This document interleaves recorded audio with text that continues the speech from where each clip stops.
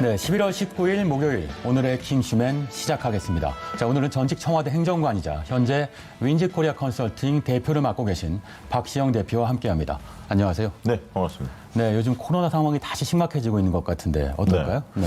좀 걱정이 됩니다. 네. 2주 뒤에 또 수능이 치러지지 않습니까? 그렇죠. 수능을 앞두고 있기 때문에 혹시나 이렇게 마음 졸이고 있고요. 오늘 또 아마 이제 좀 어제보다도 더 증가 추세가 아닌가 그런 네. 발표가 나오지 않을까 걱정이 되고요. 송년회 모임들이 많이 이제 11월, 12월 달에 이제 예정이 돼 있을 텐데 네. 각자 좀 조정을 좀 빨리 해야 할 것 같습니다. 네, 정부 통제와 시민의 셀프 방역, 이게 가장 효과가 높은 방역 대책이라고 하더군요. 자, 본격적인 얘기에 앞서 오늘 새로 발표된 문재인 대통령 국정수행평가 여론조사 결과 먼저 간략하게 짚고 가겠습니다. 한 주 사이 소폭 하락했는데 여전히 높군요. 네, 그렇습니다. 그 리얼미터 조사인데요. 지난주 대비 1.8%포인트 하락을 해서 42.5% 긍정평가가 나온 것 같습니다.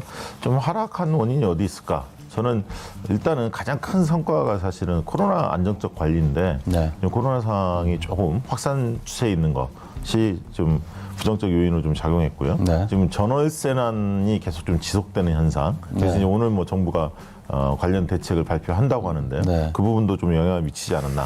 그리고 이제 추미애 장관과 윤석열 총장 간의 갈등이 좀 지속되면서 피로감이 네. 좀 쌓인 측면 이런 것들이 좀 종합적으로 작동했다. 그렇게 보여지는데 네. 아직 그 대통령의 정치적 지지도, 그러니까 직무수행에 대한 평가는 그렇지만 네. 일을 잘하고 못하고를 떠나서 대통령을 정치적으로 지지하느냐라는 질문을 던져보면 여전히 과반 이상이 긍정적인 네. 지지 의사를 가지고 있습니다. 그런 걸 보면 여전히 지지도가 좀 탄탄하다 이렇게 네. 해석할 수 있을 것 같습니다. 알겠습니다. 자, 그런데 어제 법무부가 윤석열 총장에게 내일 오후 2시, 그러니까 오늘이 되겠네요. 오후 2시에 대검으로 찾아가 대면 조사를 할 테니 협조하라는 내용의 공문을 보낸 사실이 알려졌습니다. 사상 초유의 검찰총장 대면 감찰 벌어지는 걸까요? 이거 보면서 언론이 조금 보도 논조가 네. 사실과는 좀 다른 논조로 의도적으로 좀 하고 있지 않나 생각이 드는데 어제 일제히 나온 얘기가 네. 평검사를 보내서 윤석열 총장을 감찰을 시도했다.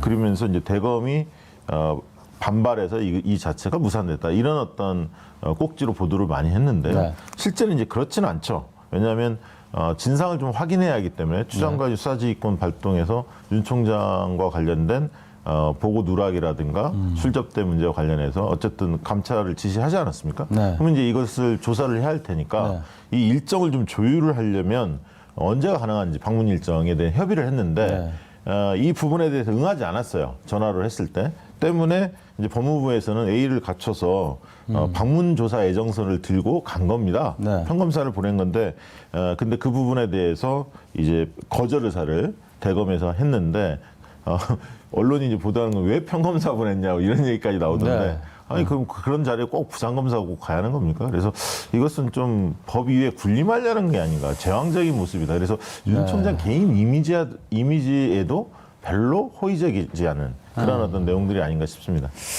네. 그런데 1년 전에 현직 법무부 장관을 자택에서 가서 11시간 동안 압수수색했던 사건이 떠오르긴 합니다. 당시에 검찰이 말했던 성역 없는 수사. 법무부 장관은 되고 검찰총장은 안 되는 걸까요? 자, 첫 번째 순서는 오늘 아침 눈에 띄는 인물에 대해 살펴보는 인물킹 시간입니다. 첫 번째, 국민의힘 MB 박근혜 대국민 사과한다.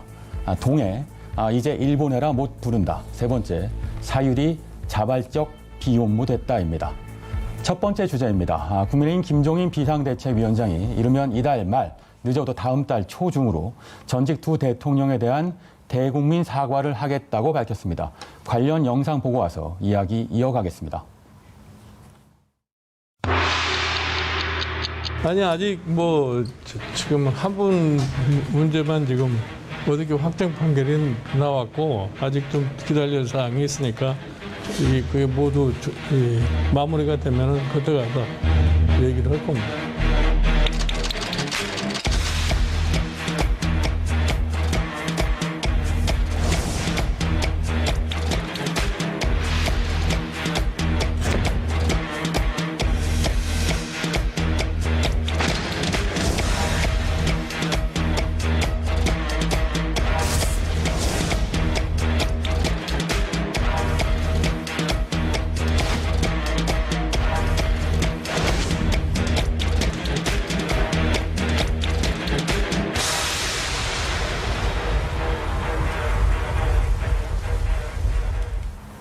네, 국민의힘 김종인 비상대책위원장이 대국민 사과를 준비하고 있다고 합니다. 오창석 의원, 일단 어떤 내용입니까? 네, 일단은 두 대통령이 이제 한 정당에서 배출이 돼 있기 때문에 그 정당은 어떤 정치적 책임을 질 필요는 저는 있다고 봅니다. 그래서 마땅히 해야 될 도리가라고 생각을 하는데요. 여기에 대해서 김종인 비대위원장이 이런 이야기를 남겼습니다. 두 전직 대통령에 대한 과오에 대한 사과를 더 이상 늦출 수 없다. 가능하면 이달 말 늦어도 다음 달 초에는 직접 국민 앞에 진심을 담은 입장을 밝히겠다라고 이야기를 남겼습니다. 이 부분에 대해서는 당연히 해야 된다고 생각을 하고 다만 이 과거의 선긋기 같은 내용인 것이죠. 그리고 여기에 대해서 과거의 선을 이 사과문을 발표한다고 해서 선을 그을 수 있는 것인가? 또 김종인 비대위원장이 기존의 보수 정당의 적통을 계승한 사람인 것인가? 이 부분에 대한 논란은 또 앞으로도 제기될 것 같습니다. 네, 사실 MB가 징역 17년 확정 판결 받았을 때만 해도 그때 이미 사과를 했어야 한다. 이런 의견도 많았습니다. 당시 박근혜 전 대통령 사안이 마무리될 때까지 기다리겠다는 말, 일각에서는 무슨 사과가 1+1이냐 이런 비판도 있었는데요. 한번 짚어주세요. 네, 맞습니다. 지난달 30일 국회에서 있었던 이 기자 간담회에서 김종인 위원장은 기자들이 이명박 박근혜 전 대통령 관련해서 사과는 언제쯤 할 것이냐라는 질문에 대해 기다려야 될 사안이 있다. 이 마무리가 되면 그때 가서 하겠다라고 답변을 했고요. 기자들이 재차 그렇다면 박근혜 대통령 관련해서 판결이 나오면 그때 사과하겠다는 이야기냐라고 묻자 그렇다라고 대답을 했습니다. 이에 민주당은 즉각 반발을 했습니다. 민주당 강서준 대변인은 논평을 통해 즉각 반발하면서 대국민 사과가 1+1 패키지 상품이 아니다. 이 조건부 사과에는 진정한 의미가 없다. 김종인 위원장이 이를 모를 리 없다라고 강력하게 비판을 했습니다. 네, 이렇게 사과를 적립식으로 하면 이자가 붙는데요. 사과할 일만 늘어난다는 얘기입니다. 자, 예상대로 당 내부에서 반발이 터져나오고 있는데 짚어주세요. 네, 먼저 이 장제원 국민의힘 의원이 굉장히 꽤나 강도 높은 비난을 했습니다. 이 김종인 위원장은 우리 당의 과거에 대해 사과를 할 만큼 정통성을 가진 인물이 아니다. 지금 우리 당이 해야 할 일은 사과보다는 제대로 된 야당의 역할을 해야 한다라고 본인의 SNS에 남겼고요. 주호영 국민의힘 원내대표는 한 라디오 프로그램에 출연해서 이제 와서 사과를 하는 것이 무슨 의미가 있느냐. 상대방의 낙인 찍기에 빌미만 제공하는 것 아니냐라는 반대 의견도 적지 않다라고 발언을 했습니다. 네, 결국 정리하면 자격이 없다, 아니면 긁어부스럼이다 이렇게 얘기할 수 있겠는데요. 김종인 비대위원장은 지난 8월 광주 5.18 민주요역을 찾아 직접 무릎 사과를 하기도 했었습니다. 당시 모습 다시 한번 보고 오겠습니다.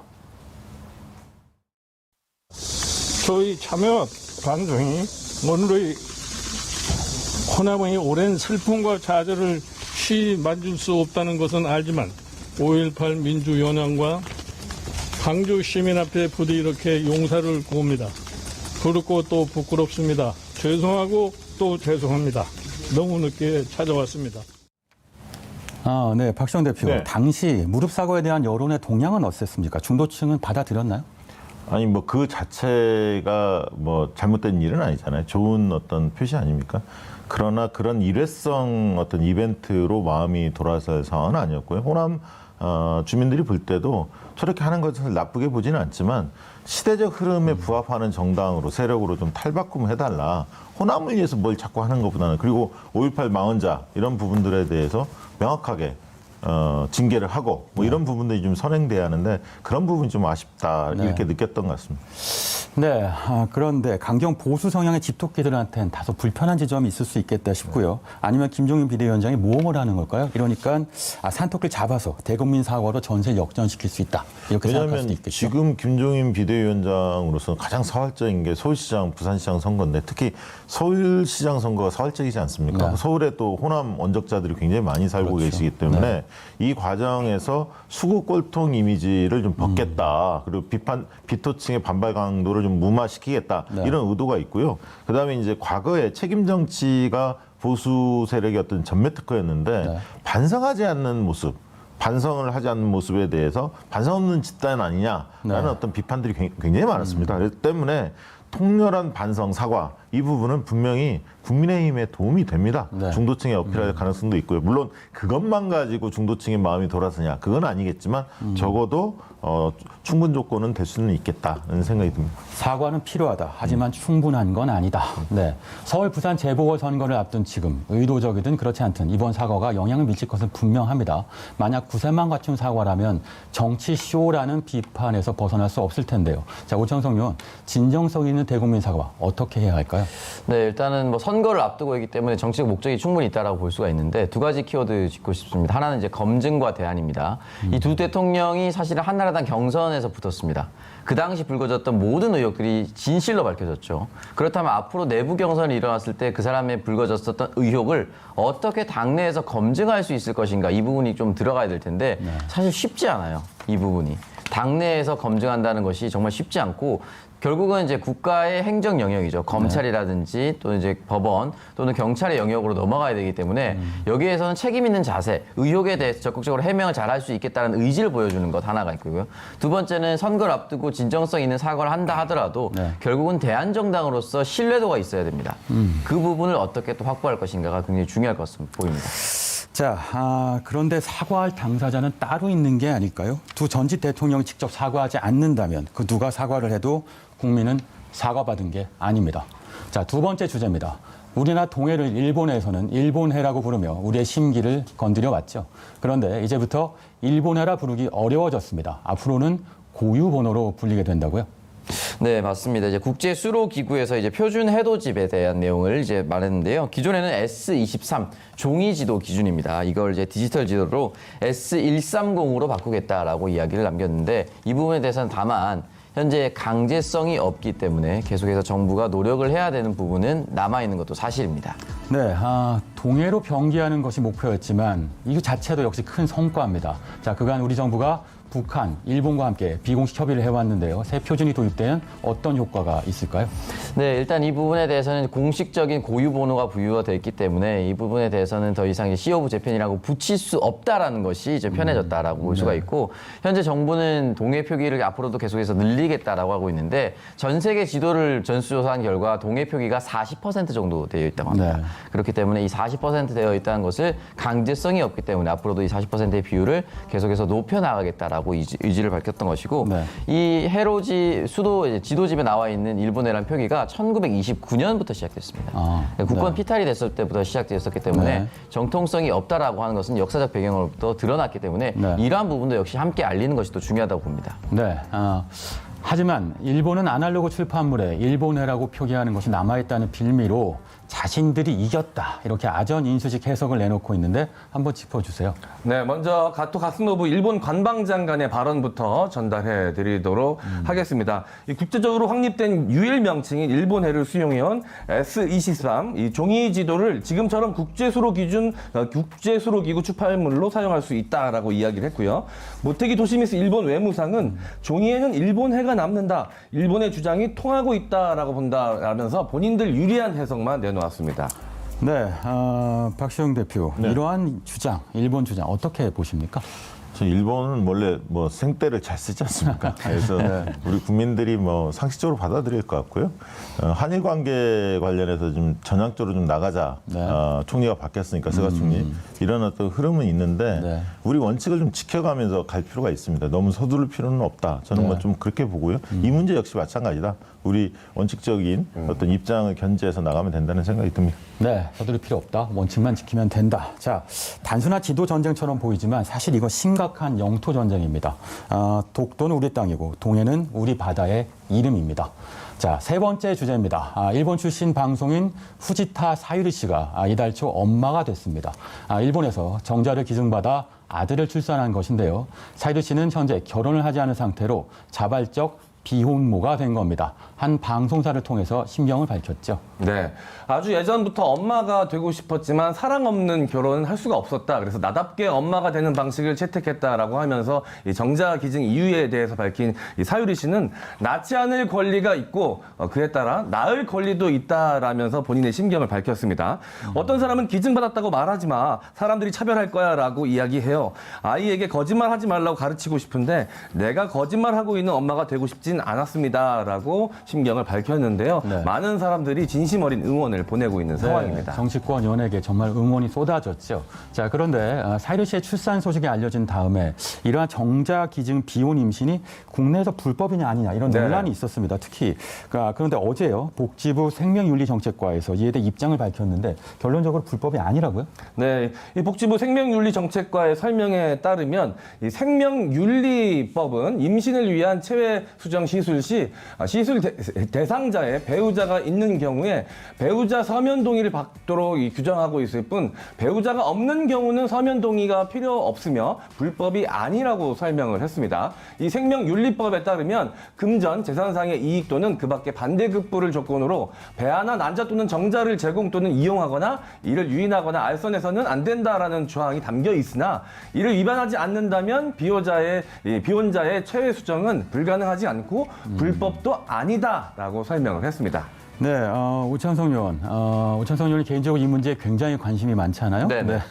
네, 그래서 여쭤볼게요. 불법이 아닌데 그동안 국내에서 시술이 불가능했던 이유가 있겠죠. 아니면 그게 해결해야 될 문제일 것 같은데요. 네, 일단은 하나는 인식의 문제였던 것 같고요. 하나는 이제 법률적인 문제였던 것 같은데 법률적인 문제부터 먼저 말씀을 드리면 일단 대한산부인과 학회에서는 이 보조 생식술 윤리 지침에 대한 규정을 이렇게 하고 있습니다. 이 비배우자 간의 인공 수정 시술은 원칙적으로 법률적 혼인 관계에 있는 부부만을 대상으로 한다라고 되어 있습니다. 그렇기 때문에 부부 관계가 이미 성립된 상황에서 자연 임신이 잘 되지 않았을 때 이러한 이제 인공 임신을 이제 유도하는 또는 장려하고 시도하는 것을 허용했었는데 비배우자 간 그러니까 이제 법률 관계가 아닌 혼인 관계가 전혀 없는 상태에서 정자만을 기증받아서 하는 이런 형태를 사실은 흔히 말하는 비혼모가 잘 시도하지 않았었습니다. 그리고 만약에 시도한다 하더라도 법률적으로 이것을 보호해야 되는지 보호하지 말아야 되는지에 대한 뚜렷한 결과가 없습니다. 그렇기 때문에 인공 수정을 하려고 하는 단체에서도 또는 정제를 기증하려고 하는 단체에서도 좀 조심스러웠던 것이 사실이고요. 네. 첫 번째 인신 문제 같은 경우는 혼자서 어떻게 애를 낳아서 키울 수 있을까라는 이 사회적인 분위기 그런 부분에 있어서 잘 일어나지 않았던 것이 사실이라고 볼 수가 있습니다. 네, 규범과 문화 다 모자랐던 부분이 있는 것 같은데요. 자, 이러한 정자 기증 체외 수정의 기회를 이성애자 기혼 부부에게 한정하고 배우자가 없는 비혼 여성에게는 접근성이 사실상 없는 현실. 이는 곧 이성애자 기혼 부부만 아이를 낳을 수 있다는 전제가 깔린 것이다. 이렇게 볼 수 있겠습니다. 이건 비판받을 부분일 수 있겠다 싶은데 박시훈 대표 네. 어떻게 보십니까? 우리 사회 인식이 이제 한부모 가정에서 큰 아이들에 대한 뭔가 우려감 그리고 비혼 출산에 대한 걱정, 비판 의식 이런 것들이 꽤 쌓여 있는데요. 네. 최근에 인식들이 좀 바뀌고 있습니다. 그러니까 결혼관이라든가 출산에 대한 생각이 젊은 층을 중심으로 빠르게 바뀌고 있거든요.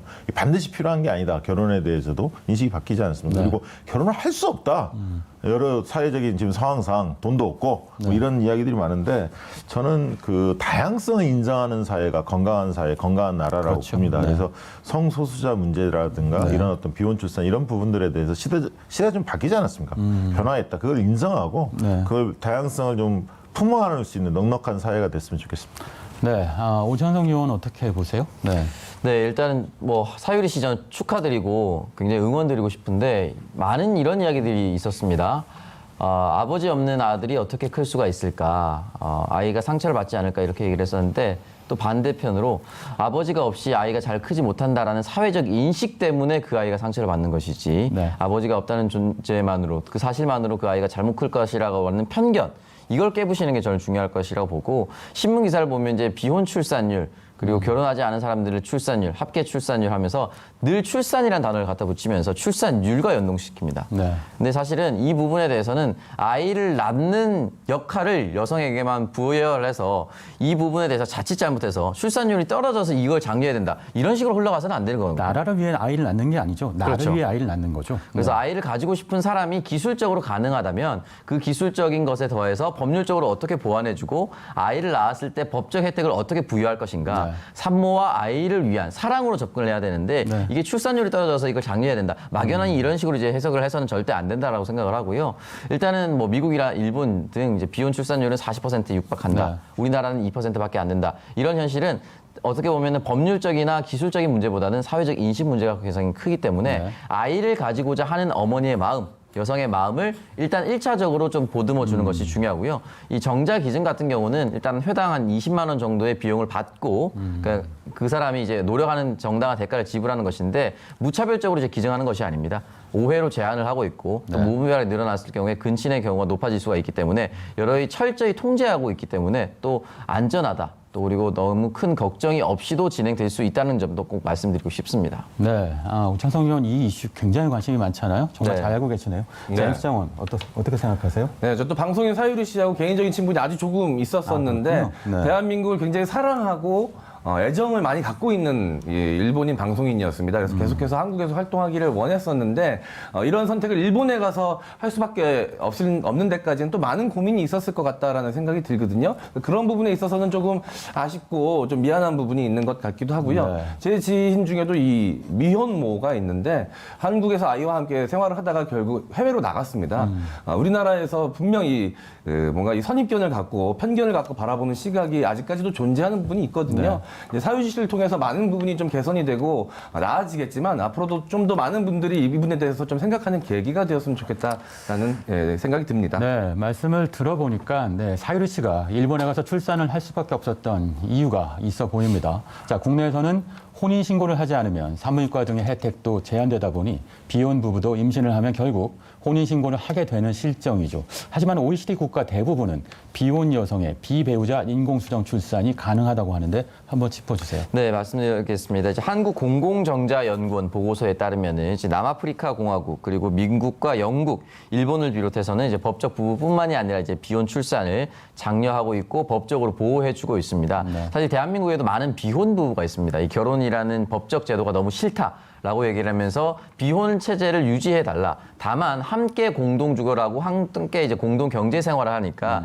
상속이라든지 재산 분할에 있어서는 법적 지위를 인정해달라. 그래서 여기서 등장하는 것이 이제 프랑스의 팍스법이라고 하는 동반자법입니다. 함께 산다라고 신고를 하고 헤어졌을 때는 구청에 가서 신고만 하면 자연스럽게 이제 이별이 되는 그런 상태를 낳는데 이 사람들이 만약에 임신했고 아이를 가지려고 하면은 똑같이 결혼한 것과 마찬가지인 산부인과 혜택을 가질 수가 있습니다. 네. 반면에 대한민국은 법적으로 혼인신고가 되지 않으면 정식 결혼식을 거친 부부도 모든 혜택이 인정되지 않습니다. 네. 그래서 이 비혼 부부도 결국은 아이를 가졌을 때 무너지고 혼인신고를 하게 되는데요.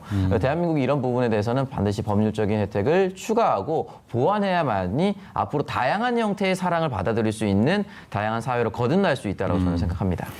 네, 어제 통계청에서 발표한 바에 따르면 우리나라 국민 10명 중 3명이 결혼하지 않고도 자녀를 가질 수 있다고 생각하고 있는 것으로 나타났습니다. 자, 그렇다면 법적으로 보호장치가 마련돼야 할 텐데요. 다행히도 더불어민주당에서 비혼 임신 합법화를 위한 사전 작업을 준비하고 있다고 합니다.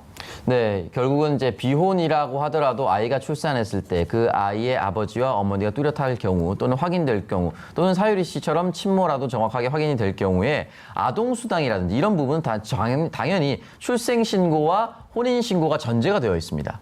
출생신고는 이제 이런 부분은 당연히 할 수가 있는데요. 이 혼인신고가 되지 않으면 아무것도 적용이 되지 않습니다. 그렇기 때문에 아이가 태어났을 때 아동수당이라든지 산후조리원에 가는 혜택이라든지 산부인과 입원비라든지 출산비용이라든지 이런 부분을 모든 법적 지위를 인정해주는 것. 여기서부터 이제 첫걸음 뗄 수가 있다고 생각하고 이와 더불어 사회적 인식에 대한 제고 이 부분이 굉장히 중요할 것이라고 봅니다.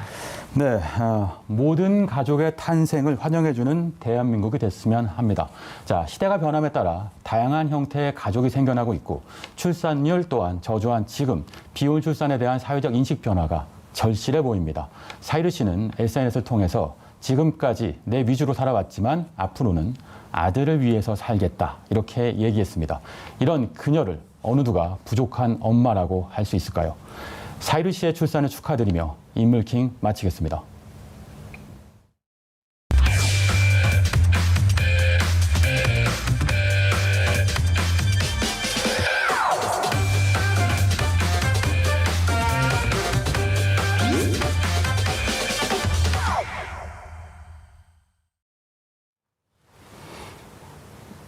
네, 자타공인 킹슈맨의 킬러 컨텐츠. 네, 유일하게 제 얼굴이 많이 나오는 시간입니다. 그래서 제가 웬만하면 애드립도 많이 하고 길게 이야기하려고 하는데요. 오늘도 한번 도전해 볼까 합니다. 자, 티키타카 뉴스 오늘의 주제 바로 공개합니다. 휴가지에서 일해봤니? 워케이션이 뜬다입니다. 자, 이 워케이션 무슨 뜻일지 많은 분들이 좀 궁금해하고 계실 것 같은데 시작하기에 앞서서 이 난이도가 굉장히 낮은 난이도 하에 해당되는 퀴즈를 우리 신국장과 이 박시영 대표에게 한번 내보도록 하겠습니다. 오창석 요원은 자꾸 맞히기 때문에 네. 이 질문자 입장에서 굉장히 짜증이 나요. 그래서 오늘은 좀 배제시키고 네. 두 분께 질문을 드리도록 난이도가 하겠습니다. 낮군요. 네. 자, 보기를 보시고 이중 근무 공간이 아닌 곳은 어디일까요? 골라주시면 되겠습니다. 보기 보시겠습니다. 1번 사무실, 자, 2번 내 방, 마이룸, 자, 3번 모래사장, 바닷가입니다. 자, 이중 근무 공간이 아닌 곳은 어디일까요? 골라주시죠. 네, 저는 1번입니다. 사무실. 사무실은 생활 공간이죠. 회사 생활 공간. 네. 신박한 접근입니다. 아, 일터에서 일하지 않았다라는 자기 고백을. 네. 어떡하나요? 네. 회사 생활을 오래 하시다가 그만두셨잖아요. 이유를 알겠네요. 예. 아, 왜 그만두셨나 많이 궁금했었거든요. 회사 생활을 예. 슬기롭게 했어야 되는데. 네, 알겠습니다. 또 이 대표님이시기 때문에 우리 박시영 의원은 또 이 시각이 다를 수 있을 것 같다는 지금 저렇게 하면 대표님 입장에서는 굉장히 화가 날 것 같아요. 네. 벌써 지금 표정을 보니까 마음속에서 잘라내셨어요, 지금. 예. 아니, 뭐 사무실은 당연히 일을 해야죠. 네. 근데 사람들이 되게 내 방도 일하는 공간으로 생각할 것 같아요. 자택근무. 왜냐하면 네. 재택근무도 있고 뭐 네. 급할 때 또 일을 할 수밖에 없고 모래시장이 이제 노는 공간. 모래사장. 모래사장. 모래시장은 저기 옆에 있는 모래내시장이고요. 그래요. 예. 모래사장이 예. 노는 공간인데 가끔 일하는 사람들이 좀 있긴 해요. 네. 그래서 3번이 가까울 것 같긴 한데 이 비대면 시대이기 때문에 네. 좀 인식이 바뀌었을 가능성도 있어 보입니다. 아. 한 번도 근무 공간으로 보지 않을까. 혹시나. 네. 알겠습니다. 뭔가 좀 시각이 트인 대표인 척 하시려고 노력을 많이 하시네요. 네, 맞습니다. 이 박시영 대표의 의견대로 정답은 모두 근무 공간입니다. 1번 사무실은 당연히 일하는 곳이죠. 우리 신국장이 이상한 생각을 하고 있는 것이고요. 2번 내 방도 사실 재택이면 근무지가 맞습니다. 자, 그리고 3번 이 모래시장 말고 모래사장은요. 이게 무슨 근무지냐 하는 분들이 계실 겁니다. 그런데 말입니다. 어떤 직원에게는 이 모래사장도 근무지가 될 수 있다라고 합니다. 이 일, 워크와 휴가지, 베케이션, 이 합성어인 워케이션이 최근 엄청 뜨고 있다고 합니다. 자, 어떤 뜻이 담겨 있는지 오창석 의원이 좀 설명을 해 주시죠. 네, 이 뜻밖의 효과라고 표현을 해야 될까요? 코로나19가 바꾼 사회 현상 중에 하나가 이 재택근무의 보편화라고 볼 수가 있습니다. 사람들 간에 이제 북적이고 붐비는 곳을 자연스럽게 이제 거리두기를 하다 보니까 어쩔 수 없이 선택한 것이 이 재택근무였는데 그동안 재택근무는 사실 되지 않는다. 네. 직장인 일꼴 직장에 있어야 한다라는 것이 성립이 됐었는데 이 부분이 많이 개선이 되면서 전 세계적으로 이제 재택근무가 보편화될 것이다. 그리고 회사 입장에서도 일단 재택근무를 시키고 보니까 괜찮네라고 들었던 생각이 회사에서 쓰던 비품이라든지 전기세라든지 냉방비라든지 난방비 이런 것이 현저히 줄어들고 있다고 합니다. 네. 그러니까 회사에서 고정적으로 지출했었던 이 금액이 감소하면서 재택근무를 어떻게 하면 장려할 수 있을까 이런 생각까지 나아가게 됐고 실제로 재택근무 비율이 올라가면서 회사의 효율도 높아졌다. 네. 이런 보고서도 이제 쏟아지고 있다라고 하는데요. 네. 하나는 한국이 100대 기업의 88%가 이제 재택근무가 가능하게 됐다라고 볼 수가 있고요. 여기서 보면은 88.4%가 재택근무 시행 중이고요. 8.7%가 미시행, 2.9%가 곧 시행 예정이다라는 것을 확인해 보면 90%가 가능한 것이다. 가능한 사회가 됐다라고 볼 수가 있고 지금 이 대본을 쓴 이 TBS의 예스모 작가도 집에서 일을 했다라고 합니다. 네. 재택근무가 가능했다는 것이죠. 아, 그렇군요. 그분 허가 없이 집에서 일하신 겁니다. 예. 본인 의지대로 자유로운 영혼이시거든요. 아, 예. 자, 그런데 지금쯤 이런 궁금증 가지고 계신 분들 계실 겁니다. 아니, 그런데 왜 하필 지금 지금 이 순간 휴가지에서 근무를 하는 거냐? 왜 이 이야기가 지금 나오는 거냐? 이 개념이 요즘 왜 갑툭튀한 것이냐? 이렇게 궁금증 가지시는 분들 계실 겁니다. 최근 갑자기 뜬 이유는 바로 이 사람 때문입니다. 자, 사진 한번 보시죠. 자, 누군지 아시겠죠, 신국장님? 네, 스가 요시히데 일본 총리 아닙니까? 네. 다소 이 워케이션과 스가 요시히데 일본 총리가 무슨 관련이 있을까 궁금하신 분들 계실 것 같은데요. 이 얼마 전 우리 이 문재인 대통령과도 또 전화 통화를 하는 영광을 누렸던 분이시지 않겠습니까? 네, 근데 아니 왜 하필이면 스가 형이 여기서 갑자기 나옵니까? 네. 자, 이분이 이 코로나로 침체된 일본 관광 산업을 살리겠다며 바로 이 워케이션 전면 확산에 나섰기 때문입니다. 아시다시피 일본 대부분의 지자체가 이 관광업으로 먹고 사는데 이 코로나19 때문에 사람들이 휴가지를 안 간 겁니다. 이 경제에 굉장히 치명적이죠. 그러니까 이분 생각은 직장인들을 일본 내 주요 휴가지에서 근무하도록 하겠다. 그런 생각인 겁니다. 네, 오창석 의원, 이 아이디어가 나름 좋지 않습니까? 이 네. 방식은 어떻게 됩니까? 네, 일단 아이디어가 굉장히 좋고 사실은 일본이 한국과의 이 경제 무역 전쟁을 시작을 하면서 직접적으로 이제 여행업계 직격탄을 많이 맞았습니다. 근데 심지어 이 코로나19 때문에 일본도 일본 내에서 이제 관광이 줄어들면서 이런 걸 적극적으로 장려를 하고 있는데 다만 중요한 것은 일본과 한국 다른 현실이 하나가 있습니다. 네. 와이파이라든지 이 통신망이 한국보다 현저히 부족한 인프라를 가지고 있다. 그렇기 때문에 앞으로 이 원격 그리고 재택근무를 장려하기 위해서 와이파이를 구축해 나가겠다. 라고 이야기를 남겼고요. 실제로 일본 최대 여행사 JTB 역시 이 와이파이를 잘 장려를 해서 원격 근무가 가능하도록 하겠다라고 이미 발표를 한 상태고요. 일본 항공 잘 아시겠죠? JAL. 잘 역시 바로 근무로 전환할 수 있도록 휴가지에서 바로 일을 할 수 있도록 전환하는 시스템을 구축하겠다라고 천명했습니다. 네, 잘이 잘하고 있네요. 죄송합니다. 뜬금없는 허무한 개그를 했습니다. 그런데 한 가지 문제가 좀 있습니다. 바로 일본 특유의 이 경직된 직장 문화 때문인데요. 일본에는 이 박시영 대표 같은 대표가 많이 없다고 합니다. 특히 전통적인 기업들의 경우 시간에 따라 근무를 측정하기 때문에 거의 뭐 혁명에 가까운 변화가 필요할 수도 있다라는 이야기가 나오고 있는데요. 사실 뭐 한국도 비슷할 것 같습니다. 재택근무는 어느 정도 가능해도 이 워케이션은 아직은 좀 요원한 얘기가 아닌가라는 생각이 드는데요. 그래서 말인데 저희 킹슈맨이 한번 선도적으로 워케이션을 도입해보는 건 어떨까라는 생각이 좀 듭니다. 킹슈맨 이 세트와 이 부조정실을 제주 앞바다로 옮기는 겁니다. 그래서 이 PD와 작가, 기술 감독님들, 카메라 감독님들 다 같이 이 리조트에서 근무를 하는 거예요. 이 근무 환경도 좋아지고 기분도 좋고 얼마나 좋습니까? 당연히 비용은 전부 TBS에서 부담을 하고요. 예. 개인적으로 이제 모래사장이면 발은 맨발로 좀 바꿔주시지. 너무 그냥 그대로 옮긴 게 아닌가. 네, 일단 뭐 저는 안 되고요. 네. 일이 많기 때문에 여기저기 방송사를 옮겨 다녀야 합니다. 네. M년도 안 되고요. 네. 박시영 대표님도 안 됩니다. 신국장님만 정도 가능하지 않을까. 자, 이게요, 저는요, 리조트에서 방송할 수 있다면 킹시맨에 더 올인할 수 있고요. 자, 네. 이렇게 방송할까 싶어요. 자, 네. 지금까지 발리 리조트에서 신기주 국장이었습니다. 이게 가능해진 거죠, 이제. 네. 행복하네요. 네. 사실 오창석 의원이 본인은 안 된다라고 이야기했는데 마음만큼은 이미 바닷가로 가 있습니다. 이 추운 날씨에 양말도 안 신고 왔잖아요, 오늘. 바로 바닷가로 갈 준비가 되어 있다는 네, 얘기입니다. 그럼요. 네. 사실 저는 기대가 좀 됩니다. 집에서 되는 일이 뭐 밖에서는 안 되겠습니까? 당연히 될 수 있겠죠. 어디서든 이 마음가짐만 제대로 갖춰져 있다면 장소가 어디든 중요하지 않다라는 게 저는 개인적인 생각인데요. 이 코로나19가 증명한 것은 환경이 변하면 우리의 문화도 그에 맞게 또 자연스럽게 변화돼야 된다라는 사실입니다. 휴가지에서 일하는 워케이션도 더 이상 꿈이 아니라 이 한국을 포함해 전 세계 직장인들에게 찾아올 근무 환경이 될 것만 같습니다. 그래도 말입니다. 저는 이 TBS의 6층 스튜디오가 제일 좋습니다. TBS 대표님. 근무지로는 여기가 최적화된 곳이죠. 바닷가가 부럽지 않습니다. 네. 지금까지 MC 장원과 오창석의 티키타카 뉴스였습니다.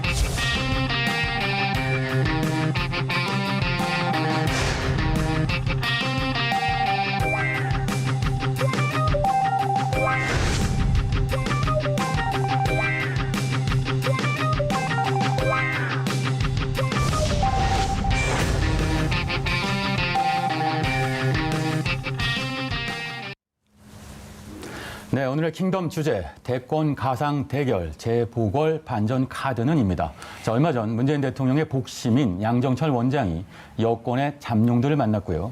김종인 대표는 당내 대권 주자 띄우기에 들어갔습니다. 자, 대권을 향한 여야의 기지개, 때가 됐죠. 네, 그렇습니다. 내년 10월, 11월이면 각 당의 대선 주자가 확정이 됩니다. 네. 내후년 3월에 대선이 치러지기 때문이죠. 네. 그럼 지금 1년도 안 남았습니다. 경선을 대비해보면. 네. 때문에 이제 각 그 주요 후보들이 대선 캠프들이 막 구성되고 있습니다. 그리고 김종인 위원장 입장에서는 서울시장 선거를 대비해야 하기 때문에 그동안에 이제 밖에서 외부 인사들을 자꾸 접촉을 했는데 성과가 없었습니다. 쏘내진 게 없다 보니까 결국 내부 인사들을 다시 껴안는 모습을 보여줬거든요. 그럴 수밖에 없는 처지입니다. 본인이 지금 입지가 굉장히 공공하게 돼 있기 때문에. 그렇죠. 네. 그런데 이제 언론이 자꾸 양정철 전 원장을 거론하는데 저는 뭐 그 의도가 네. 대통령의 복심이다 이렇게 지금 알려져 있기 때문에 여전히 여권을 대통령이 장악하려고 하는 거 아니냐, 친문이 좌지우지하려고 하는 거 아니냐라는 인상을 심어주려는 의도도 담겨 있다. 언론에서 네. 양정철 전 원장을 부각시키는 이유는 네. 그래서 좀 그건 좀 지나친 어떤 보도가 아닌가 그런 생각이 듭니다. 네. 양정철 원장의 행보에 대해서 과잉 해석하면 안 된다. 이런 말씀 같습니다. 자, 한편 윤석열 총장의 행보에 연일 관심이 뜨겁습니다. 박시원 의원께서 대권 후보 가상 대결에 대한 조사를 하셨죠? 네, 그렇습니다. 네, 한번 짚어주시죠. 네, 저희가 뭐 아시아경제가 의뢰해서 그 양자 대결 관련해서 이제 문항을 의뢰해서 조사를 해봤는데요. 네. 이낙연, 윤석열, 이재명, 윤석열 네. 두 분을 해봤는데 양자 대결. 양자 네. 대결이죠. 이낙연 42.3, 윤석열 42.5. 오차 범위 내에서 치열하게 붙고 있습니다. 팽팽합니다. 그런데 여기서 유념해야 할 것은 윤석열, 이재명 지사는 42.6, 윤석열 41.9 마찬가지입니다. 오차 범위 내에서 팽팽한데요. 윤석열 지금 총장은 국민의힘 소속이 아니기 때문에 인물 간 맞대결입니다. 그러니까 이재명 지사와 이낙연 대표와 윤석열 총장이 맞붙는다면 누구를 지지하시겠느냐라고 물었죠. 그렇기 때문에 지금 실질적으로 이제 정당 지지도 조사해 보면 저희 조사에서는 10%포인트 차로 민주당이 국민의힘을 앞섰습니다. 대통령 정치적 지지율도 51%로 굉장히 높았는데 그 얘기는 무슨 얘기냐면 세력 선호도, 민주당이 정권을 잡았으면 좋겠는지 국민의힘이 정권을 잡았으면 좋겠는지 이런 걸 만약에 묻는다면 그걸 세력 선호도라고 볼 수 있는데 그렇게 되면 아마 격차가 한 5%포인트 확 줍니다. 왜냐하면 무당파 중에 상당수가 보수 성향의 무당파거든요. 그러니까 국민의힘이 마음에 안 들어서 무당파로 가 있는 분들이 제법 있습니다. 그래서 세력 선호도를 하면 그분들이 이제 국민의힘 쪽으로 좀 붙거든요. 그래서 이제 격차 좁혀진다는 거죠. 정당 지지도보다는. 거기에 윤석열이라는 카드는 신상품이지 않습니까? 과거 안철수, 반기문 이런 걸 받지 않습니까? 아직 때가 많이 묻지 않기 때문에 그런 기대감이 좀 있고 국민의힘 주자 중에는 윤석열을 위협할 만한, 총장 위협할 만한 주자는 없습니다. 지금 대선 지지도 조사를 해보면. 그렇기 때문에 경쟁의식이 없는 거예요. 그런데 이재명, 이낙연 두 분이 붙으면 상대가 나왔을 때, 본선에 나왔을 때 열성 지지자 같은 경우는 그럼 나 유보할래, 아니 다른 후보를 찍을래 이런 경향성이 조금 있거든요. 근데 이제 윤석열 총장은 국민의힘 지지층을 봤더니 전폭적으로 지지하더라. 그래서 양 당의 지지층 간의 결속력이 좀 차이가 있었습니다. 그리고 국민의힘 소속이 아니기 때문에 다른 정당이나 무당파가 예를 들면 윤석열 총장을 지지하기가 훨씬 수월했죠. 국민의힘 소속이다 이러면 국민의힘을 싫어하는 분들이 선뜻 손이 안 갈 수가 있었거든요. 그런 특징이 있는 조사였다라고 감안하고 해석하셔야 한다는 말씀 드립니다. 정치권 밖에 있기 때문에 윤 총장에 대한 지지율이 높게 나왔고 세력 균형으로 보면 인물 대결과 세력 대결은 좀 다르다. 이렇게 정리할 수 있겠습니다. 인물 간 양자 대결 구도 굉장히 흥미로운 조사 결과였던 것 같습니다. 화제였죠. 그런데 그 내년 4월 재보궐 선거에서 굉장히 또 중요한 포인트가 있지 않습니까? 그렇습니다. 그렇기 때문에 이 정당 지지도 또한 굉장히 큰 의미를 가질 것 같은데 좀 분석을 좀 부탁드리겠습니다. 서울 지역 말씀하신 건가요? 네네. 서울 지역이요? 네. 서울 정당 지역, 지지도. 서울 지역 정당 지지도를 보면 전체를 일단 뭐 리얼미터 3주차 조사를 한번 먼저 볼까요? 민주당이 32.0, 국민의힘이 29.5. 이게 조사 방식에 따라 약간 다릅니다. 그러니까 저희 조사는 안심번호 100%로 했는데 그 조사에서는 10%포인트 격차가 좀 컸거든요. 35대 25. 근데 이제 리얼미터는 조사 방식이 약간은 다른데 32.0 대 29.5로 오차 범위 내죠. 지금 오차 범위 내에서 굉장히 붙어 있는 양상을 좀 보이고 있고요. 그렇지만 전체적 흐름으로 보면 국민의힘이 지난주 대비 조금 상승을 했고, 소폭 상승. 예, 그다음에 민주당은 소폭 하락을 한 대통령 지지도 좀 비슷한 양상입니다. 아까 리얼미터 기준은 조금 빠졌기 때문에 그런 양상을 보이고 있는데 서울시장 선거하고 이제 부산시장 선거가 관심이 많을 텐데 이 부분에 대해서 소 지역별로 보는 건 좀 유념을 해야 합니다. 왜냐하면 전국 지지도는 표본수가 좀 되지만 세부 지역을 볼 때는 사례수가 많지 않기 때문에 표본 오차가 훨씬 커지거든요. 그걸 감안해서 해석하실 필요는 있습니다. 알겠습니다. 자, 지난달 국회 국민의힘에 이어 지난 9일 더불어민주당도 정의당도 선거기획단을 출범시켰습니다. 자, 오차성 의원이 보궐선거 반전 키워드 몇 개 뽑아보세요.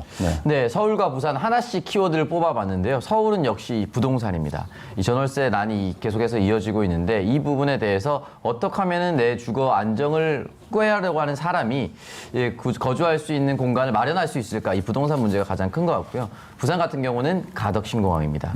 사실 김해 신공항 이제 백지화가 되면서 이제 가덕이냐 밀양이냐 또는 가덕이냐 또 다른 지역이냐라가 남았는데 만약 이 가덕 신공항이 가능해진다라고 했을 경우는 부산 전체 판이 요동칠 수도 있다라고 저는 생각합니다. 네, 서울은 부동산, 부산은 가덕 신공항, 큰 이슈는 이렇고요. 그럼 진짜 인물로 들어가 보겠습니다. 먼저 윤곽을 드러내고 있는 서울시장 후보군 한번 살펴볼까요? 네, 먼저 여권 후보부터 살펴보도록 하겠습니다. 첫 번째, 박영선 중기부 장관이 가장 먼저 꼽힐 수가 있고요. 두 번째는 이제 우상호 의원, 세 번째는 박주민 의원이 하마평에 오르락 내리락 하고 있고요. 아마 이 세 사람의 경선으로 치러질 가능성이 매우 높아지고 있습니다. 야권 시장 후보군 한번 살펴보도록 하겠습니다. 오세훈 전 서울시장, 그리고 나경원 전 미래통합당 의원, 그리고 조은희 현 서초구청장, 그리고 이해훈 전 미래통합당 의원, 마지막으로 김선동 전 의원, 현재 국민의힘 사무총장이었다가 최근에 사퇴를 했습니다. 그렇죠. 그리고 여야를 구분하지 않고 외곽에 있는 사람들, 현재 국민의당 대표인 안철수 전 의원입니다. 그리고 더불어민주당에서 탈당한 더불어민주당 전 금태섭 의원도 야권 서울시장 후보로서 이제 변수로 떠오르고 있습니다. 네, 이렇게 인물들을 하나하나 짚어봤는데요. 박시영 대표, 네. 여권의 서울시장 후보의 특징과 전략 어떻게 분석할 수 있을까요? 실질적으로 이제 박영선 전 장관, 아니 박영선 장관이죠. 전 장관 아니죠. 네, 현 장관. 실제로 나설지는 아직은 결심을 못했던 것으로 알려지고 있는데 결국은 뭐 당의 요청으로 나서지 않을까 그렇게 전망을 합니다. 근데 박영선 장관은 3수입니다. 서울시장. 그렇죠. 왜냐하면 세 번째 준비를 하고 있고 그만큼 이제 서울에 대한 연구는 좀 돼 있다라고 보여지고요. 그리고 이제 좀 똑똑하다는 이미지, 경제 이미지 경제 이런 전문가. 부분들이 강점 요소이겠죠. 그리고 여론조사를 해보면 연령별로 지지층이 고르다라는 점도 강점 요인인 것 같습니다. 반면에 이제 우상호 의원 같은 경우는 이제 재수를 합니다. 지난번 한번 내부에서 준비를 했다가 안 되셨는데 어쨌든 86그룹 가장 그 당내에서 세력이 크다는 86 그 과거 학생운동했던 그룹의 좌장 역할을 실질적으로 하고 있고 원내대표를 했기 때문에 정책 능력이라든가 당내 기반이 좀 탄탄하다는 평가를 받고 있고요. 박주민 의원 같은 경우 이제 처음 도전을 하는데요. 박주민 의원은 젊은층한테 인기가 많고 진정성이 있다는 강점이 있고 새로운 변수는 김한규 법률대변인이 과연 도전할까 이 부분도 좀 20, 30대들한테 어필할 수 있는 카드이기 때문에 관심이 모아지고 있습니다. 네, 박영성 정치 전문가, 우상호 당내 지지, 박주민 신선하다. 자, 야권에서 거물급 인사인 오세훈 전 서울시장과 나경원 전 의원도 보이는데요. 이건 어떻게 분석할 수 있을까요? 실제로 나경원 전 의원 같은 경우는 출마 결심을 굳혔다라고 알려지고 있습니다. 그래서 조만간에 이제 예비후보 등록들을 할 것 같은데요. 오세훈 전 시장은 이제 대선 후보급으로도 거론이 되고 있기 때문에 좀 추대해 주기를 좀 바라는 마음도 있는 것 같은데 나경원 전 의원이 그걸 용납하지 않을 것 같고요. 결국은 경선을 치료해야 하지 않을까 싶고 다크호스는 또 조은희 서초구청장이 많이 거론이 됩니다. 이해훈 의원은 또 경제 강점이 있고 김성동 전 의원 같은 경우는 이제 강북 출신이라는 강점 또한 있습니다. 네. 그 금태섭 전 의원이 어제 국민의힘 초청 강연에서 이 서울시장 출마는 책임감을 갖고 깊이 고민 중이라고 이야기를 했습니다. 그래서 많은 사람들이 좀 관심을 좀 갖고 있는데 실제로 좀 서울시장 선거에 나올 수 있을까요?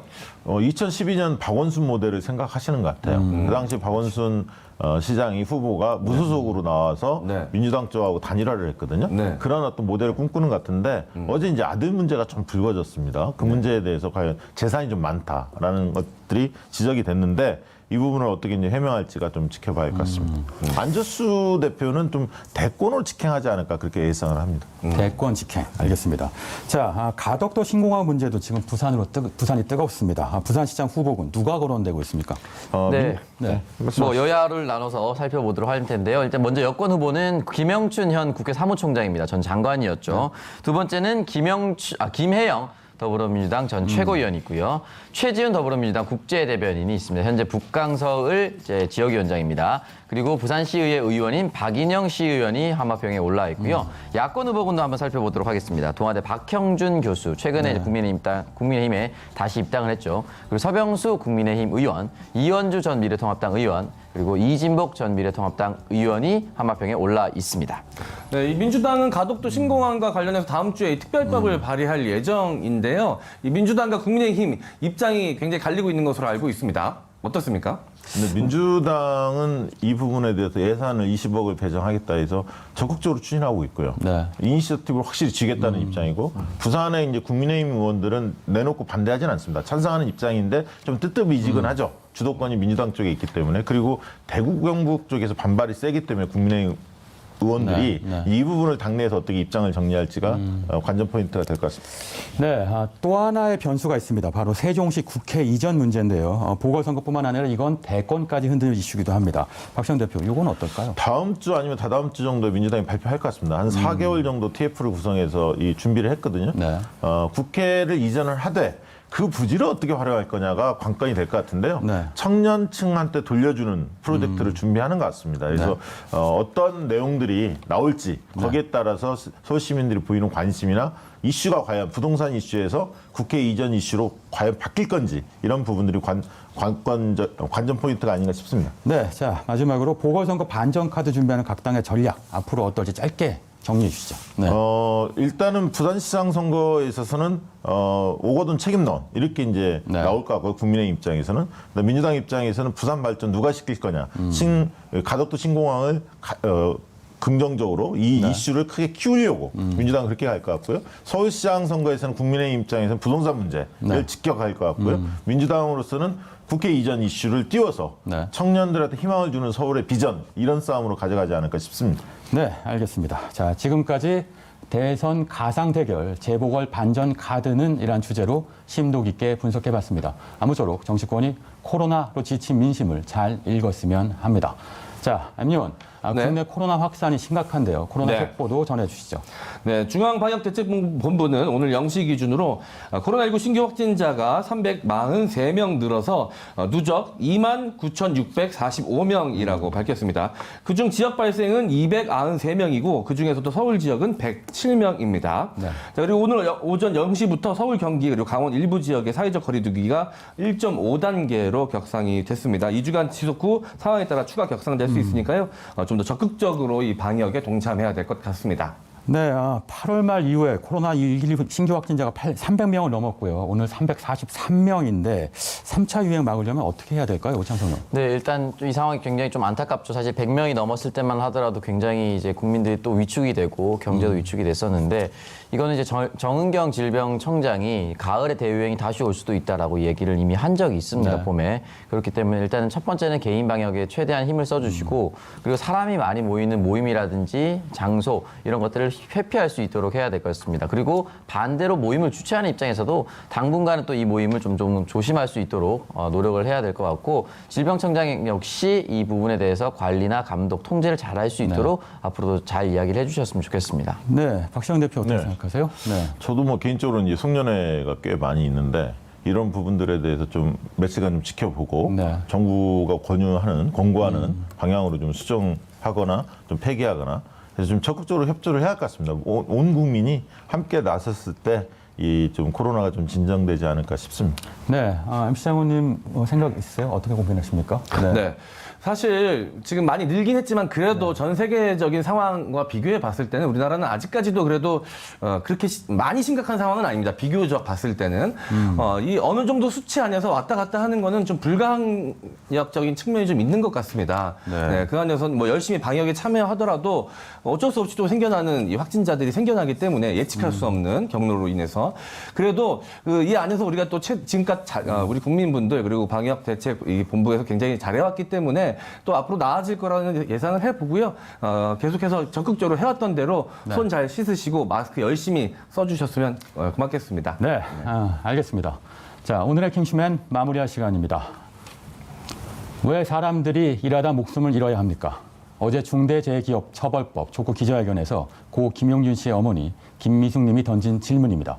그리고 이렇게 말씀하셨습니다. 이번에 물러서면 이대로 사람들이 계속 죽는다. 저희는 내일 오전 9시에 다시 찾아오겠습니다. 함께해 주신 여러분 고맙습니다.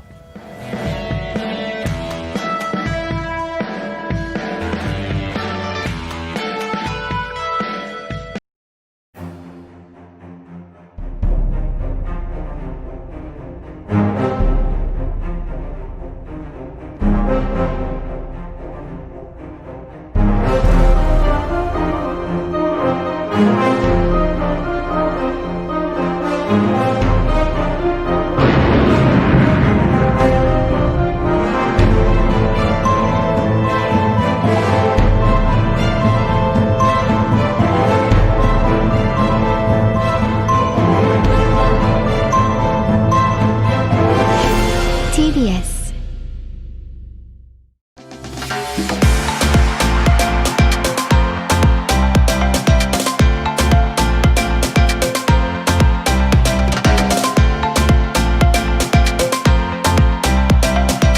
TBS